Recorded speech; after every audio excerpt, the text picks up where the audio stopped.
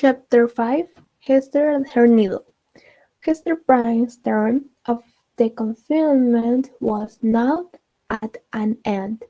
Her prison door was thrown open, sunshine, which, falling on all alike, seemed to her sick and morbid heart, as if meant for no other purpose than to reveal the scarlet letter.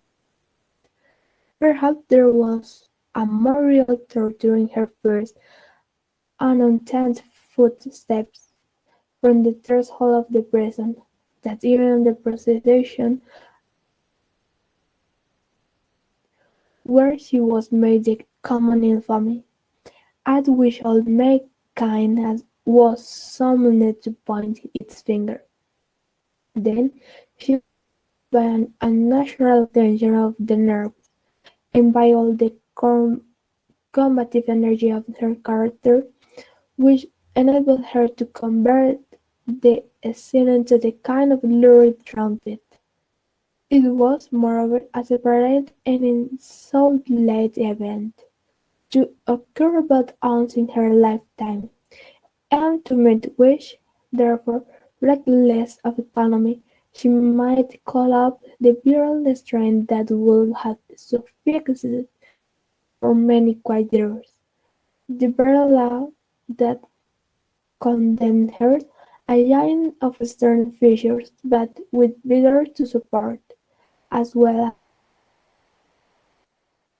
as to annihilate in his iron arm, hunting her up throughout the terrible order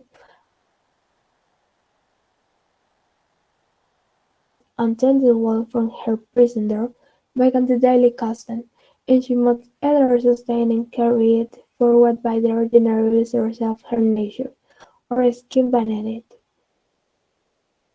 borrow from the future, to help her through the present grief. Tomorrow will bring it down, trial with it. So will the next day, and so will the next.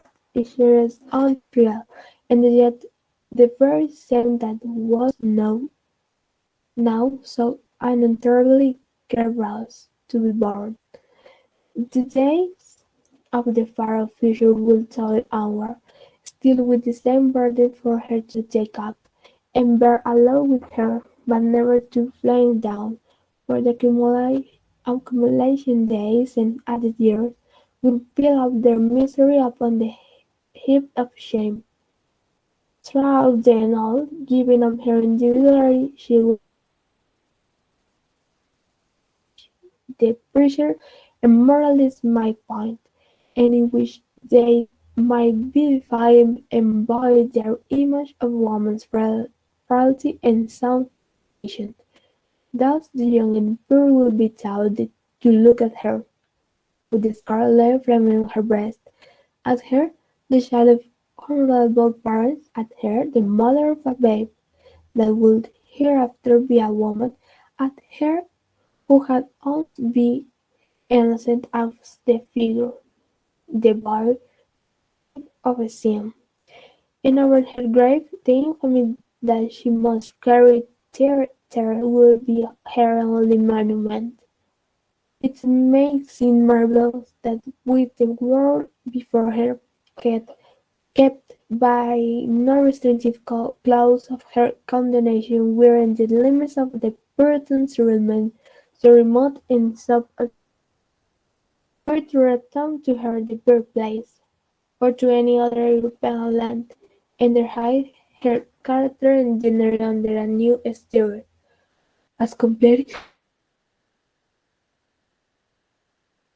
as they had been, and having also the passage of the dark, inscrutable forest open to her, where the wildness of her nation might assimilate itself with a people whose custom and life were alien from the law that had condemned her. It may seem marvelous that this woman should still call that place her home, where and needs be the tide of shame. There is a fatality, a feeling so irresistible and inevitable irresistible and inevitable that it has to force or do, which almost invariably causes human out. Goals like the spot where some great market event has given the color to their lifetime, and still the more irresistibly the darker the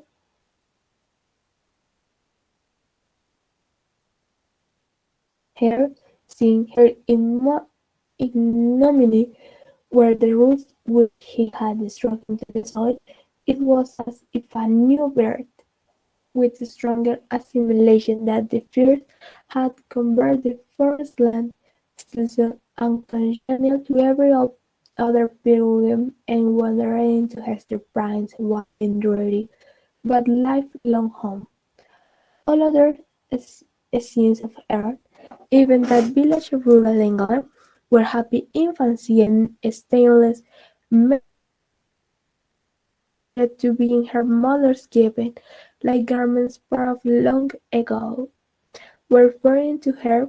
In comparison, the chain that bound her here was of iron links, and galling to her immense soul, but never could be broken. It might be too. Doubtless it was so, although she hid the secret of herself and grew pale wherever it struggled out of her heart, like a serpent from its hole. It might be that another feeling kept her within the silent pathway that had been so fatal. There dwelt, there trod the feet of one with whom she deemed herself connected in a union that, unrecognized on earth, would bring them together before the bar of final judgment, and make that their marriage altar for a young futurity of endless retribution. Over and over again, the Temple of Souls had thrust this idea upon Hester's complete contemplation, and laughed at the passionate and desperate joy with which she seized, and then strove to cast it from her. She rarely looked the idea in the face, and hastened to Duncan. What she compelled herself to believe, what finally she reasoned upon as her motives for continued residence, self-delusion. Here, she said to herself, had been the scene of her guilty, and here should be the scene of her early punishment, and so perchance the torture of her deliction would at length break her soul, and work out another purity than that which she had lost, more like because the result of martyrdom. Hester Prynne, therefore, did not flee. On the outskirts of the town, within the verge of the peninsula,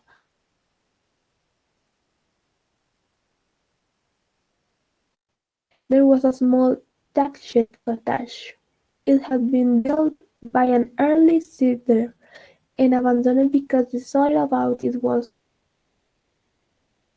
while its comparative remoteness carried out of the sphere of the social activity which already marked the habits of the emigrant. It stood on the shore, looking across a basin of the sea at the forest-covered hills toward the west. A cloud such as along grew on the peninsula did not so much conceal the cottage from view, as seemed to denote that here was some object which would fain have been in this little lonesome deal with some slender means that she possessed, and by the license of the magistrate, who still kept an inquisitorial watch over her, Hester established herself with the infant child. A mystic shadow of suspicion immediately attached itself to the spot, Children too young to comprehend the whereover this woman should be shut up will creep nigh enough to behold her playing her needle at the cottage window, or standing in the doorway, or labouring her little garden, or coming forth along the pathway that led downward, and discerning the scarlet letter on her breast, will scarp her off with a strange, contagious fear. As was Hester's situation, and without a friend on earth who dared to show himself, she, however, incurred no risk of want,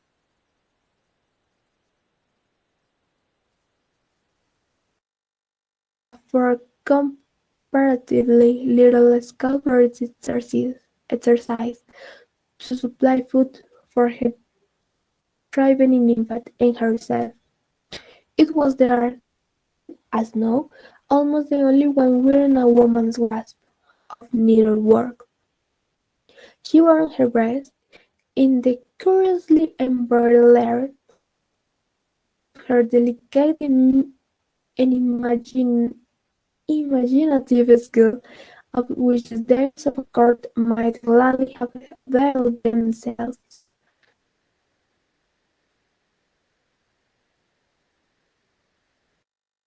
Newry, to their fabrics of silk and gold.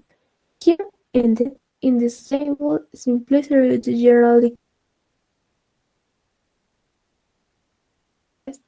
there might be an unfrequent call for the final production of her handiwork. Yet, the taste of the age,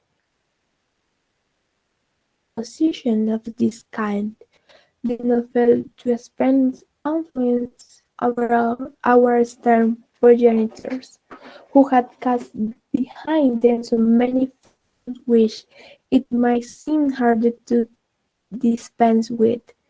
Public ceremonies such as ordination, the installation of magistrates, give majesty to the forms in which a new government manifested themselves to the people, were, as a matter of policy, marked by a stately and well-conducted ceremonial and a sombre, but yet a stirring magnificence.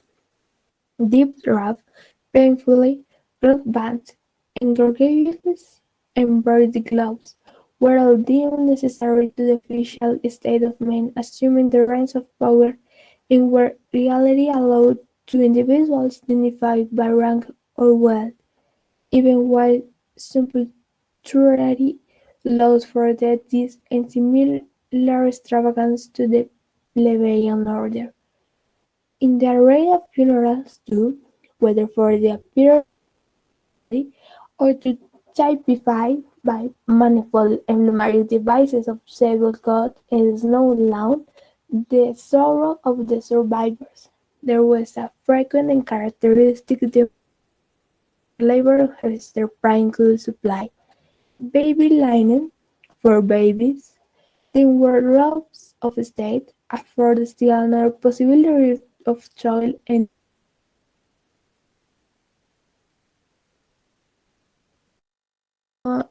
very slowly her handiwork became that would now be termed the fashion, whether from commiseration for a woman of so miserable destiny, or from the morbid curiosity that gives a pecuniary value even to common or worldly things, or by whatever other intangible circumstance was then, as now, sufficient to bestow on some person what others might think in vain, or because Hester really filled a gap which must otherwise have remained vacant. It is certain that she had read in fairly required employment for as many hours as she saw fit to occupy with her needle.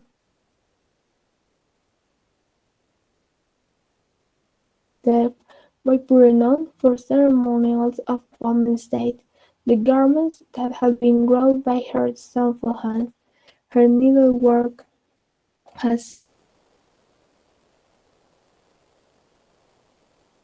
on their scarf, and the minister on his band, it kept the baby's little cap. It was shut up to meet with and moulder away in the confines of the dead.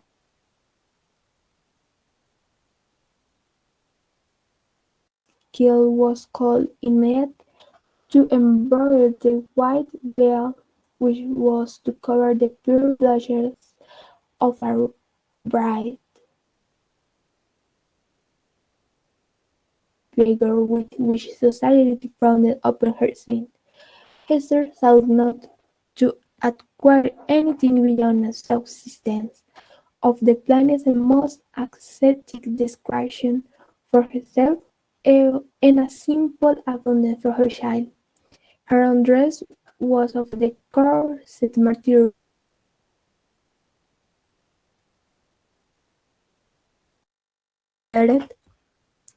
which it was her doom to wear. The child's attire, on the other hand, was distinguished by a fanciful, which served, indeed, to heighten the Irish charm, and that early began to develop itself in the little girl, but which appeared to have also a deeper meaning. We may speak further of it hereafter, except for that small expenditure on the decoration of her infant. Hester best in charity, ungracious, less miserable than herself. They could not unfrequently insult the hand that fed them. Much of the time which she might really have applied to the very force of her art, she employed in making coarse garments for the poor. It is probable that there was an idea of penance in this mode of occupation, and that she offered upon a real sacrifice of enjoyment of devoting so many hours to such rude handiwork. She had in her natural reach voluptuous a taste for the gorgeously beautiful which, save in the exquisite production of her needle, found to exercise itself upon. Women derive a pleasure, incomprehensible to the other sex, from the delicate toy of the needle. To Hester Prynne it might have been a mode of expressing, and thereof soothing, the passion of her life. Like all other joys, she rejected it as a sin, this morbid meddling of con- conscience, with an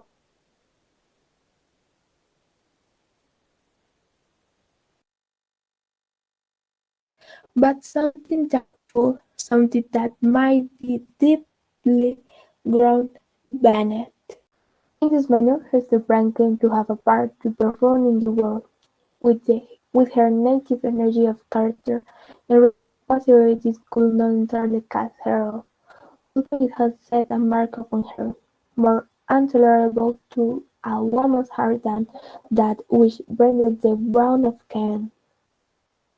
In her intercourse with society, however, there was nothing that made her feel as if she belonged to it. Every gesture, every word came in contact, amplified and often expressed that she was banished, and as much alone as if she inhabited another sphere, communicated with the common nature by other organs and senses than the rest of the humankind. She stood apart from mortal interested, yet close beside them, like a ghost that revisits.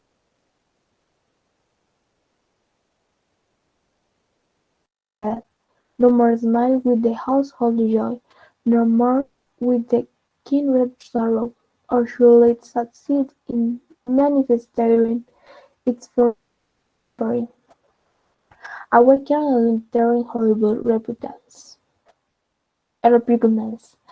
These emotions, in fact, in its barest disguise, seemed to be the sole portion that she retained in the universal heart. It was not an inch of delicacy in her position, although she understood it well, and was it was often brought before her vivid self-perception, like a new against by the rudest touch upon the tenderest spot. The proof, as we have already said, when she sought out to be the object of her bounty, often relieved the hand that was stretched forth to succour them. Those of elevated rank, likewise, whose doors she entered in the way of her occupation, were accustomed to distil drops of bitterness into her heart, malice, by which women can concoct a subtle poison for an ordinary trifles, and sometimes also by a coarse expression that fell upon the sufferer's defenceless breast like a raw blow upon an ulcerated wound. Hester had scalded herself along, and these attacks, save by a flush of crimson that rose irrepressibly over her pale cheek, and again subsided to the depths of her bosom, to pray for her enemies, lest, in spite of her forgiving aspiration, the words of the blessing should stubbornly twist themselves continually, and in a thousand other ways did she feel the innumerable dollars of against that had been so carefully contributed for her by the undying, the ever-active sentence of the Puritan tribunal. Clergymen pausing the street to address words of exhortation that brought a crowd with its mingled grinning form around the poor, sinful woman, if she entered a church, trusting to share the smile of the universal Father. It was often her mishap to find herself the test of the discourse. She grew to have a dread of children, for they had imbued from their parents a vague idea of something horrible in this dreaded woman, gliding silently through the town, with never any companion but one old man. Therefore, first allowing her to pass, they pursued her at a distance with screeched cries, and the ignorance of a world that had not disturbed their own minds, but was none the less terrible to her, as proceeding from lips that but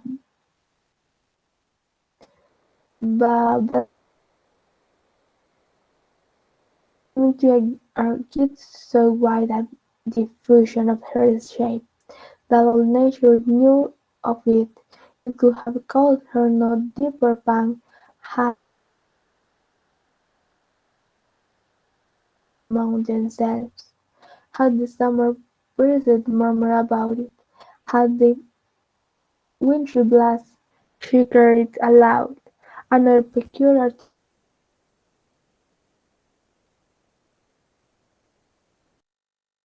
charmed her, and none ever failed to do so. They breathed it afresh into Hester's soul, so that oftentimes she could scarce refrain from covering the symbol with her hand. But then again, unaccustomed eyes had likewise its own against it was intolerable. From first to last In short, Hester Prynne had always this dreadful agony of feeling a human eye upon the token, the spot never grown more sensitive with daily torture, but sometimes, once in many days, once in many days, or perchance in many months, she felt an eye, a human eye, upon the ignominious brow that seemed to give a momentary relief as if her agony were shared. The instant back it all rushed again, with a still deeper throe of pain, for in that brief interval she had seen it and had Hester seen it alone. Her imagination was somewhat affected, and how she being of a softer moral and intellectual fibre would have been still more so, by the strange and solitary agonies of her life, walking to and fro, with those lonely footsteps, in the little world with which she was outwardly connected, in nothing altogether fancy, it was nevertheless too potent to be resisted. She felt or furnished then that the Scarlet Letter had endowed her with belief, yet could not help believing that it gave her a sympathetic knowledge of the high unseen in the other hearts. She was terribly stricken by the revelations that were thus made. What were they? Could they be other than the insidious whisper of the bad angel, who would fain have persuaded only half his victim that the outward wise of purity was but a lie, and that, if true, were everywhere to be shown. Scarlet will blame on many a bosom beside his surprise, or must she receive those intimidations, so obscure yet so distinct as truth? In all her miserable experience there was nothing so awful and so loathsome as this sense.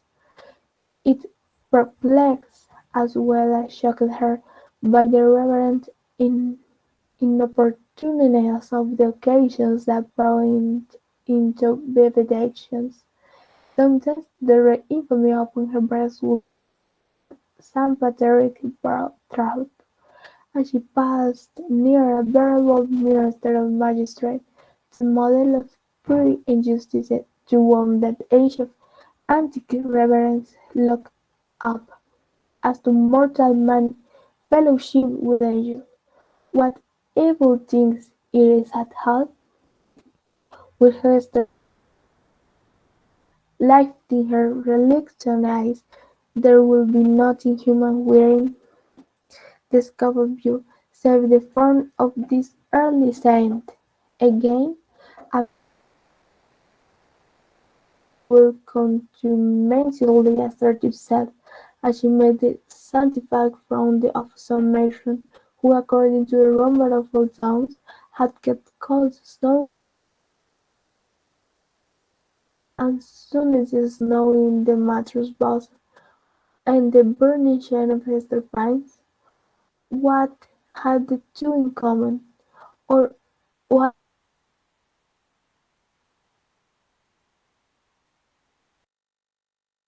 companion?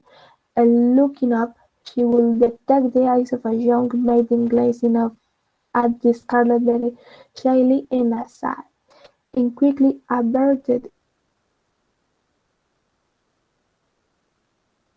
if her purity were somewhat sullied by that momentary glance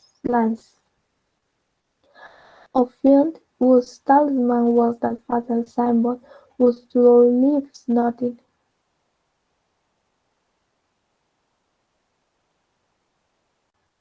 Such loss of faith is ever one of the saddest results of sin, be it accepted as a proof that all was not corrupt in his poor victim of her own frailty, and man's hard law, that Hester probably yet struggled to believe that no fellow mortal was guilty like herself. The builder, who in those dreary old times were always contributing a grotesque horror to and interested their imagination, had a story about the Scarlet Letter which we might readily work up into a terrific legend. They averred that the symbol was not mere scarlet cloth, tinged in an early dye-pot, but was red-hot with infernal fire, and could be seen glowing all alight whenever Hester Prynne walked abroad in the night-time. And we must needs say, it, it truly Hester was more truth in the rumour than our modern incredulity may be inclined to admit.